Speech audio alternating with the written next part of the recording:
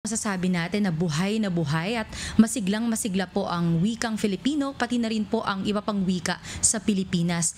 Dulot po ito ng mga usapin, mga issue at batas pang wika po ngayon. Una na po rito yung Plain Language Act na naririnig po natin. Ito po yung sistema ng paggamit ng wikang Filipino at ng iba pang wika sa Pilipinas sa mga dokumento sa pamahalaan upang ito po ay nauunawaan ng ating mamamayang Pilipino at sila po ay magkaroon o makuha po nila yung kanilang karapatan sa paggamit ng impormasyon. Gayun din po buhay na buhay po ito at patunay po rito yung Batas Republika 11106 o yung Filipino Sign Language Act. Ito po ay ang batas na nagtatadhana po sa Filipino Sign Language na bilang wikang senyas o pambansang wikang senyas ng Pilipinas. Sinasabi po sa batas na ito na dapat gamitin ng FSL o ang Filipino Sign Language sa opisyal na transaksyon sa pamahalaan, sa media, sa paaralan, sa lugar ng trabaho.